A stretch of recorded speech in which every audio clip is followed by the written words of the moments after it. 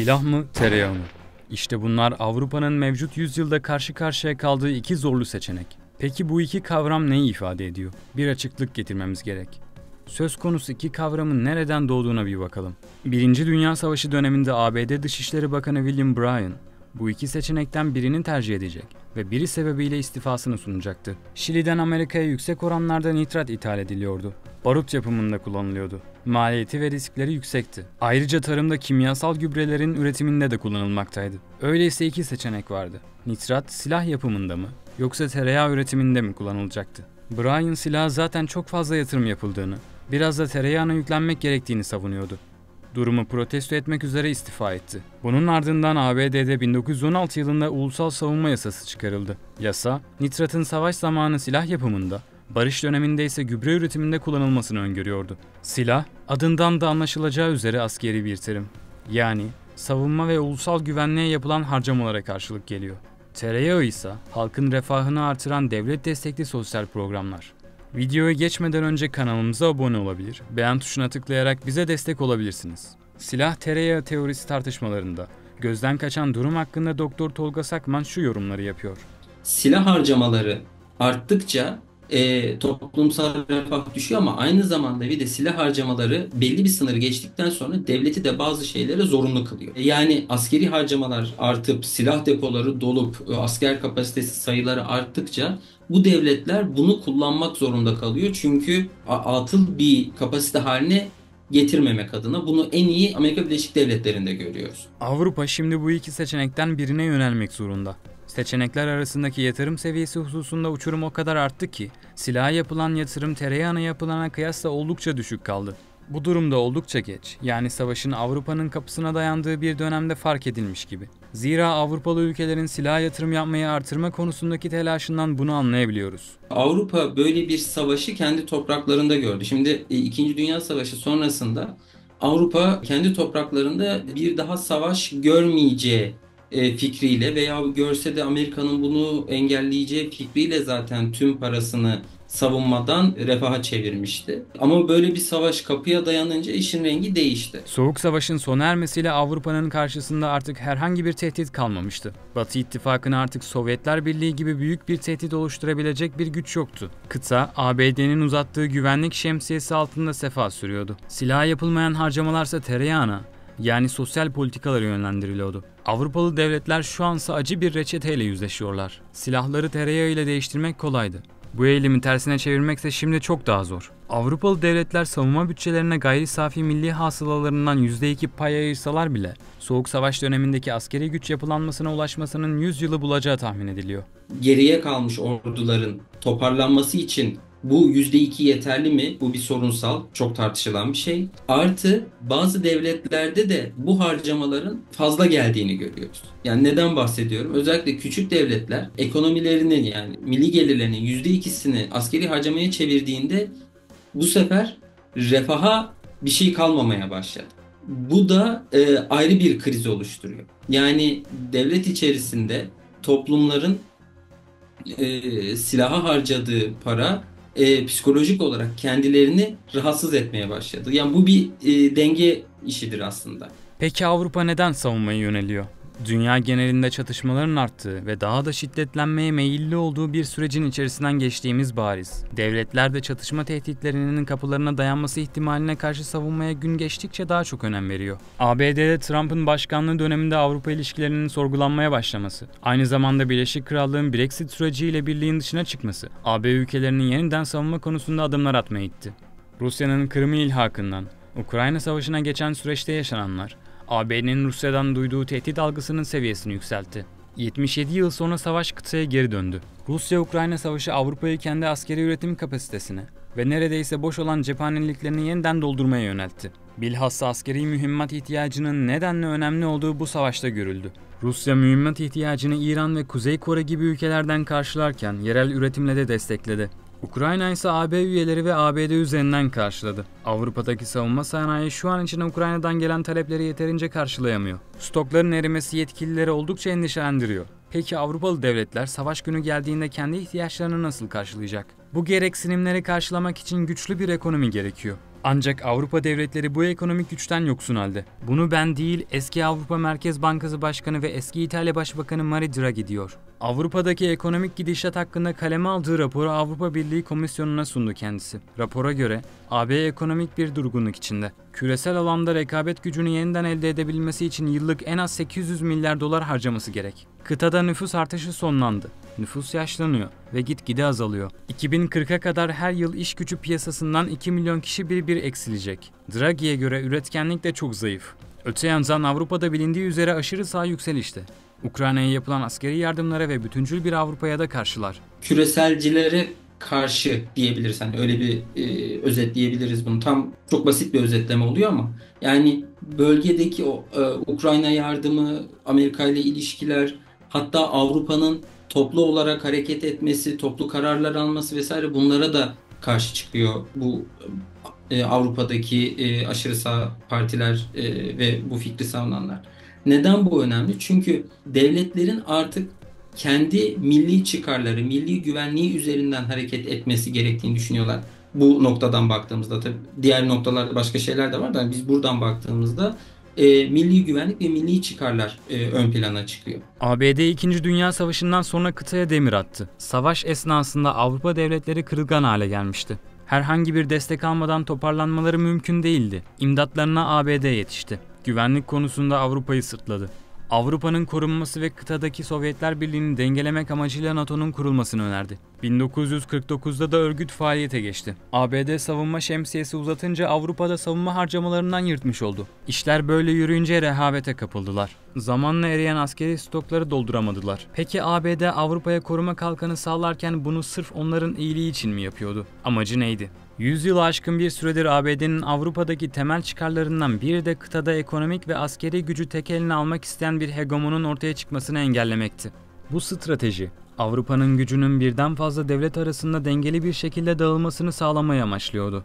Avrupa'nın savunmasını Amerika Birleşik Devletleri üzerine aldığında burada tabii birkaç önceliği var. Birincisi ana düşmana karşı bir kapasite oluşturmak, Rusya'ya karşı tabii. Hatta bazı uzmanlara göre NATO, kıtadaki herhangi bir ülkenin Avrupa üzerine tam bir hakimiyet kurma olasılığını en aza indirgemeyi amaçlayan bir yapı olarak tasarlandı. Buna verilecek örnekler de var tabii. 1. ve 2. Dünya Savaşları'nda ABD'nin, Almanya'nın Avrupa'ya hakim isim olmasını engellemek adına bu savaşlarda rol oynamasının yanı sıra Sovyetlere karşı duruşu.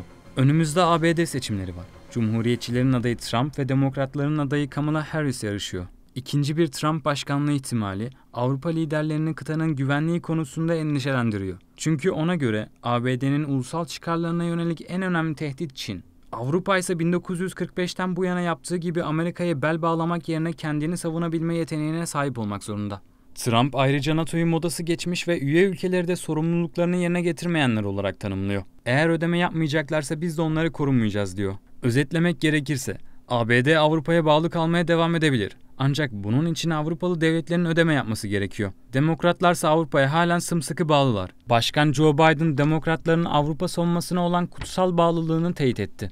Finlandiya ile İsveç'in NATO'ya kabul edilmesini yönetiminin büyük bir başarısı olarak tanımladı. Harris de başkan olursa Biden'ın stratejisini sürdüreceğinin sinyallerini verdi. Ancak yine de mevcut seçim yarışında her iki başkan adayı Avrupa'nın güvenlik maliyetlerini daha fazla üstlenmesi görüşünde. Peki Amerika halkı ne düşünüyor? Amerikalı seçmenlerin %60'ı AB'nin Amerikan askeri desteğine çok fazla bağımlı olduğu konusunda hemfikir. Yetişkinlerin %70'i ABD'nin diğer ülkelere yardım için çok fazla para harcadığına inanıyor. ABD hali hazırda çok sayıda çatışmaya müdahil olmuş durumda. Daha az bağımlı bir Avrupa, Amerikan seçmenlerinin kaygılarını giderebilir. Ukrayna'nın ve Avrupa'nın savunulması konusunda yükün paylaşılması gerektiğini düşünüyorlar. Avrupa'nın savunma için attığı adımlara göz atalım. Avrupa Birliği 2022'de güvenlik ve savunma politikasını güçlendirme amacı taşıyan eylem planı, yani stratejik pusulayı onayladı. Plan 2020 sonbaharında hazırlanmaya başlandı. Ancak Rusya-Ukrayna savaşı plana yepyeni bir bakış getirdi. Ukrayna'ya yönelik işgalle 450 milyon Avrupalı, 2. Dünya Savaşı'ndan bu yana ilk kez savaşı bu kadar yakından hissetmeye başlamıştı. Artık savunma ve güvenliğin daha önemsendiği değişiklikler söz konusuydu. Kıtanın güvenliğine tehdit oluşturabilecek unsurlara karşı nasıl bir yol haritası izlenmesi gerektiği en önemli maddelerden oldu. Rusya da AB'ye tehdit oluşturan başlıca unsurlardan olarak sıralandı. Plan çerçevesinde krizlere anlık şekilde yanıt verebilmek amacıyla 5000 kişilik bir hızlı intikal gücü kurulacak. İntikal gücü, kara, hava ve deniz unsurlarından oluşacak. Hibrit saldırılar da dahil olmak üzere farklı krizlere yanıt verebilmek için esnek bir yapı da olacak. Düzenli olarak askeri tatbikatlar yapılacak. Böylece zamanlı değişimler gösteren ve güncellemeler alan savaş ortamına ayak uydurmak hedefleniyor. Peki Avrupa Rusya gibi kendi Wagner'ini kurar mı? Bu silah biriktikçe, personel sayısı arttıkça bir savaş beklentisi oluşur. Yani bu kapasitenin bir yerde kullanılması lazım. İşte Amerika Birleşik Devletleri örneğini veriyorum. Dünyanın herhangi bir yerinde bir çatışmayı destekleyerek veya çıkararak, onu tırnak içinde söylüyorum, bu kapasiteyi kullanıyor veya kullandırıyor belli bir karşılığını kendisi alarak. Böyle bir yöntem var. İki, bu kapasite, bu birikmiş askeri kapasite farklı şekillerde değerlendirilmeye başlanıyor. İşte Wagner gibi, yani Wagner'e benzeyen opsiyonlar artık gündeme geliyor. Bu da devletlerin doğrudan değil, farklı şekillerde, farklı coğrafyalardaki krizlere, çatışmalara müdahil olmasını sağlıyor. Savaşın ve tehditlerin giderek çok daha fazla kapısını yokladığını düşünen Avrupa Birliği tarihinde ilk kez savunma sanayi stratejisi belirledi. Üye ülkeler savunma teçhizatlarının en az %40'ını birlikte temin etmeleri, savunma bütçelerinin en az yarısını Avrupa'da üretilen ürünlere ayırmaları gerekiyor. Yani çok farklı bir döneme girdi Avrupa. Hem eskiden kalmış düşük kapasiteyi toparlaması gerekiyor, ama aynı zamanda kapasitesini olması gerekenden fazla bir noktaya çıkarmaması gerekiyor. Bunların hepsini dengelemesi gerekiyor ki bu dengelenmezse bugün yaşanan aşırı uçların, toplumsal olarak aşırı uçların Avrupa'da daha fazla olduğunu görürüz eğer bu dengesizlik devam ederse. Yani Avrupa'da sıkça gördüğümüz aşırı sağ eylemleri. Bu böyle birdenbire çıkmış bir şey değil. Bu toplumların silaha harcanan paradan, refahtan çekilmesinden kaynaklı, yani nedenlerinden biri bu. O yüzden bu devam ederse aşırı sağ veya aşırı sol, ikisi de Avrupa'da şu anda farklı nedenlerle ve farklı noktalarda yükseliyor. Ama ikisinin de yükselme sürecinde refahtan kısılan paranın silaha ayrılması var. Bunu daha fazla sokaklarda görme ihtimalimiz var. Savunma ürünlerinin ticaretinin en az %35'i de birlik içindeki ülkeler arasında gerçekleştirilmesi hedefler arasında. 2025-2027 dönemi için önerilen bütçe ise 1,5 milyar avro gibi savunma harcamaları için cüzi bir miktar oldu. Polonya ve Baltık ülkeleri haricinde çok az Avrupa ülkesi, orduları için GSYH hasılalarının %3'ünü harcıyor. İngiltere önceki muhafazakar hükümet döneminde askeri harcamaları 2030 yılına kadar GSYH'nin yaklaşık 2,3'ünden 2,5'una çıkarma sözü vermişti. Ancak yeni başbakan Keir Starmer bu konuda bir tarih vermeyi reddetti. Bu arada İtalya ve İspanya'da askeri harcamalar %1,5'un altında seyrediyor. Almanya orduyu modernize etmek amacıyla 100 milyar avroluk özel bir fon oluşturdu. Yeni mühimmat alımı için 2031 yılına kadar 20 milyar avro harcayacak. Ancak mevcut yeniden silahlanma hızıyla Almanya'nın topçu obüsü stoklarını eski seviyelerine getirmesinin 100 yılını alacağı düşünülüyor. Yani askeri olarak hala çok savaş açabilecek noktada değil. Bunu Almanya'da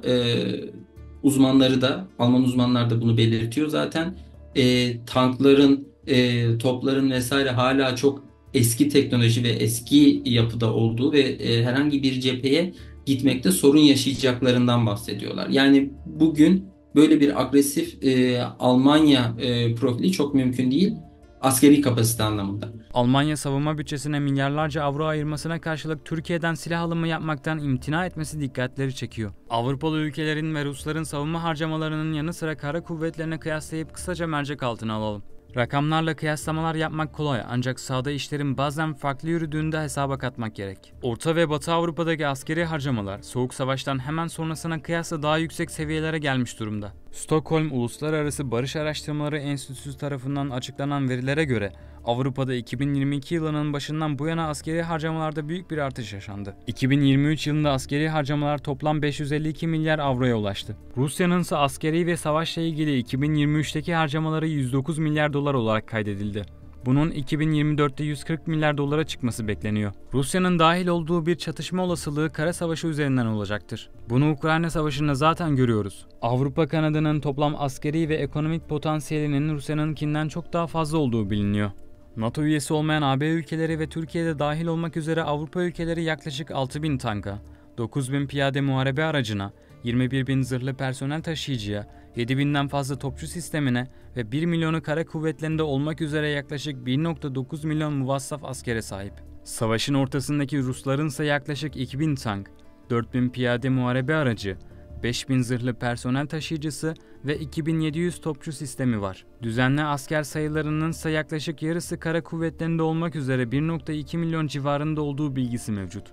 Ruslar bu sayıyı 1,5 milyona çıkarmak istiyor. Şu anda Ukrayna-Rusya savaşında cephede orduların Tugayları birbirlerine karşı mücadele ediyor. Bir Tugay genel olarak 5000 askerden oluşuyor. NATO'nun Avrupalı üyelerinin 33 Türk Tugayı hariç yaklaşık 113 aktif görev yapan düzenli kara muharebe Tugayı bulunuyor.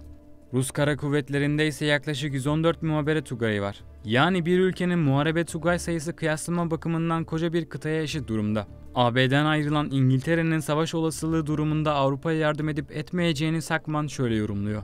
İngiltere burada tabii Avrupa Birliği içerisinde sayamıyoruz tabii ama Avrupa genelinde İngiliz ordusu önemli ve hatta İngiltere'nin şu anda Avrupa'nın savunmasında önemli bir aktör olma olasılığı var. NATO dışı aktör olarak, Avrupa Birliği dışı NATO içinde bir aktör olarak.